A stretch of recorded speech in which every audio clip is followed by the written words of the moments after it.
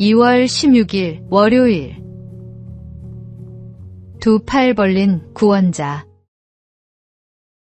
화재 현장에 출동한 어느 소방관은 3층 건물 옥상에서 겁에 질린 어린 소녀를 발견했습니다. 연기가 자욱한 가운데 소녀는 난간 끝에 서서 울고 있었습니다. 주변 사람들이 뛰어내려 괜찮아 라고 외쳤지만 소녀는 더욱 움츠러들었습니다. 불길은 점점 가까워지고 상황은 절박했습니다. 그때 소방관은 헬멧을 벗고 환한 미소를 지으며 두 팔을 활짝 펼쳤습니다. 괜찮아, 아저씨가 받아줄게. 이리 와. 그 따뜻한 표정과 열린 두 팔을 본 소녀는 주저없이 뛰어내렸습니다. 소녀는 안전하게 구조됐고 소방관의 품에서 한참을 울었습니다. 나중에 소방관은 말했습니다. 아이들은 말보다 표정을 믿습니다. 미소와 열린 팔이 그들에게 진정한 안전을 전달하는 것이죠. 우리의 삶도 화재 현장과 같이 위기와 두려움에 갇혀 어쩔 줄 모를 때가 있습니다. 주변의 수많은 조언들이 오히려 우리를 더 혼란스럽게 만들기도 합니다. 그러나 주님은 두 팔을 활짝 펼치고 우리를 기다리십니다. 우리에게 필요한 것은 복잡한 해결책이 아니라 그 품으로 달려가는 단순하고 순수한 믿음입니다. 소방관이 소녀를 확실하게 받아준 것처럼 주님께서는 우리를 반드시 받아주실 것입니다. 그 사랑의 품에서 우리는 참된 안식을 누릴 수 있습니다. 오늘의 말씀. 아버지께서 내게 주시는 자는 다 내게로 올 것이요 내게 오는 자는 내가 결코 내쫓지 아니하리라. 오늘의 만나. 주님께서는 오늘도 당신을 향해 환한 미소와 함께 두 팔을 벌리고 계십니다. 두려워 말고 주저하지 말고 그 사랑의 품으로 뛰어드십시오.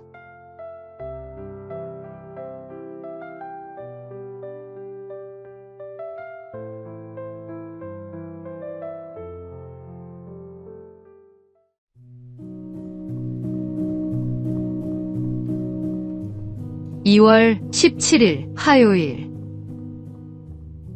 영원한 청춘의 비결. 설을 지내고 우리는 한 살을 더 먹습니다. 이렇게 해가 지날수록 쌓이는 나이에는 5가지 종류가 있다고 합니다. 첫째는 달력의 나이입니다. 달력이 넘어간 수대로 먹는 나이입니다. 둘째는 생물학적 나이입니다. 건강의 나이인데 달력 나이가 70세라도 몸 관리를 잘하면 생물학적 나이는 40세일 수 있습니다. 셋째는 정신적 나이입니다. 달력의 나이보다 이 나이가 적으면 철이 없다 하고 반대인 경우는 애늙은이라고 합니다. 넷째는 사회적 나이입니다. 몇 살에 대학에 가고 군대에 가고 사회가 요구하는 나이인데 결혼을 하는 등의 나이입니다. 다섯째는 자각의 나이입니다. 자기가 스스로 생각하는 나이입니다. 가나안 정탐꾼 중 한 명이었던 갈렙은 85세에도 40세의 건강과 꿈을 갖고 있었습니다. 크고 견고한 헤브론도 점령할 수 있다는 믿음과 자신감을 갖고 있었습니다. 그의 달력 나이는 85세였지만 생물학적 나이와 자각의 나이는 40세였던 것입니다. 설날을 보내면서 한 살 더 먹었다고 낙심하지 마십시오. 생물학적 나이와 자각의 나이를 잘 관리할 수 있다면 우리는 영원한 청춘으로 살 수 있습니다. 오늘의 말씀. 믿음은 바라는 것들의 실상이요 보이지 않는 것들의 증거니. 오늘의 만나. 진정한 젊음은 달력이 아니라 마음에서 시작됩니다. 하나님을 향한 믿음과 소망이 있다면 우리는 언제나 젊은 영혼으로 살아갈 수 있습니다.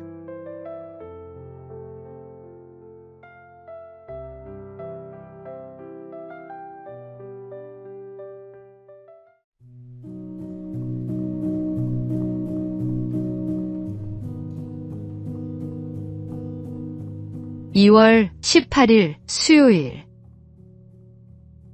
너를 믿어.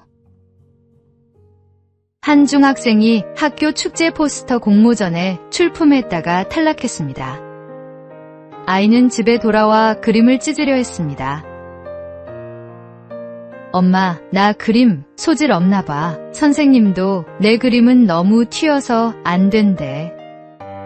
어머니는 찢어진 포스터를 주워 벽에 붙이며 말했습니다. 엄마 눈엔 내 그림이 제일 멋진데? 이 색깔 조합 좀 봐. 아무도 생각 못한 거잖아. 아이는 고개를 저었습니다. 그게 문제래요. 너무 이상하대요. 어머니는 아이의 어깨에 손을 얹었습니다. 있잖아, 세상 사람들이 다 뭐라고 해도 엄마는 너를 믿어. 지금 당장은 남들이 이해 못해도 내가 보는 세상이 분명 특별한 거야. 그 말 한마디가 아이에게는 큰 힘이 되었습니다. 몇 년 후 그 학생은 자신만의 독특한 화풍으로 미술대학에 합격했습니다. 입학 면접에서 교수가 물었습니다. 어떻게 이렇게 독특한 스타일을 유지할 수 있었나요? 학생은 답했습니다. 저를 믿어준 사람이 있었거든요. 성경은 마땅히 행할 길을 아이에게 가르치라고 말씀합니다. 그 길은 세상이 정해놓은 기준만을 따르는 길이 아니라 하나님 안에서 각 사람에게 맡기신 고유한 길일지도 모릅니다. 오늘의 말씀. 마땅히 행할 길을 아이에게 가르치라. 그리하면 늙어도 그것을 떠나지 아니하리라. 오늘의 만나. 오늘 누군가에게 나는 너를 믿어라는 말을 건네보시기 바랍니다. 그 한마디가 큰 힘이 됩니다.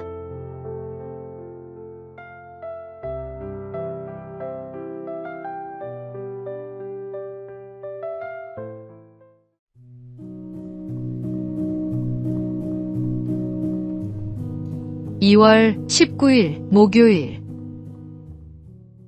변화하는 시대, 변하지 않는 부르심. 세계 최대 인재 채용기업 CEO가 Z세대 청년들에게 조언했습니다. 대학 졸업 후 사무직에 취업한다는 전통적 진로가 무너지고 있습니다. 인공지능이 초급 사무직을 빠르게 대체하면서 마케팅, 디자인, 커뮤니케이션 같은 분야의 일자리가 줄어들고 있다는 것입니다. 그는 고액의 학비를 지불한 이들에게 현실을 직시하라고 말했습니다. 지금 시장에서는 바텐더, 바리스타, 건설 현장 같은 직무에서 기회를 더 쉽게 찾을 수 있습니다. 또한 기계 엔지니어, 유지보수 기술자, 트럭 운전사 등 숙련 기술 인력에 대한 수요가 폭발적으로 증가하고 있다고 강조했습니다. 그의 조언은 명확했습니다. 열정을 따르라는 말은 더 이상 바람직하지 않습니다. 안정적 소득을 낼 수 있는 기술을 먼저 갖추십시오. 시대가 변해도 변하지 않는 진리가 있습니다. 하나님은 우리를 각자의 자리로 부르십니다. 그 자리가 사무실이든 현장이든 화이트 칼라든 블루 칼라든 중요하지 않습니다. 중요한 것은 그곳에서 하나님의 영광을 드러내는 것입니다. 직업은 도구일 뿐 우리의 정체성은 일이 아니라 하나님께 있습니다. 오늘의 말씀. 형제들아, 너희는 각각 부르심을 받은 그대로 하나님과 함께 거하라. 오늘의 만나. 어떤 자리에 있든 그곳이 하나님께서 당신을 부르신 곳입니다. 그 자리에서 충성하시기 바랍니다.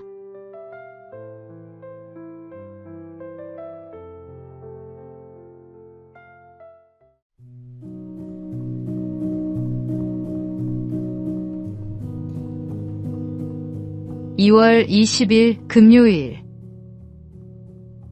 나를 기다리시는 분.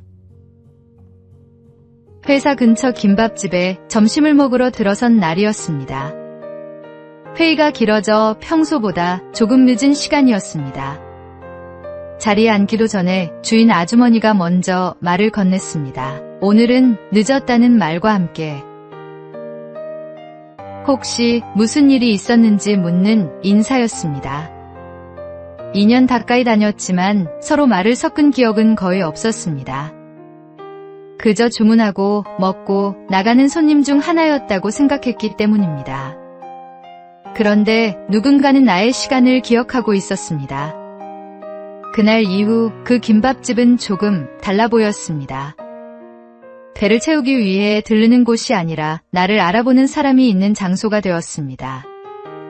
힘든 날이면 괜히 그 집이 떠오르곤 했습니다. 기다려주는 사람이 있다는 사실이 작은 위로가 되었기 때문입니다. 하나님께서 우리를 보고 계신다는 말도 어릴 때는 부담스럽게 들렸습니다. 잘못을 들춰내는 감시처럼 느껴지기도 했습니다. 하지만 삶을 조금 더 살아보니 그 시선은 감시가 아니라 관심에 더 가깝다는 것을 알게 되었습니다. 우리가 보이지 않을 때에도, 정해진 시간에 오지 않을 때에도 여전히 기다리고 계시는 눈길 말입니다. 넘어졌다고 꾸짖기보다 왜 보이지 않는지 걱정하며 바라보는 시선입니다. 오늘의 말씀. 나는 선한 목자라. 나는 내 양을 알고 양도 나를 아는 것이. 오늘의 만나. 오늘 마음에 걸리는 일이 있다면 두려움보다 신뢰로 주님께 나아가시기 바랍니다. 그분은 당신을 기다리십니다.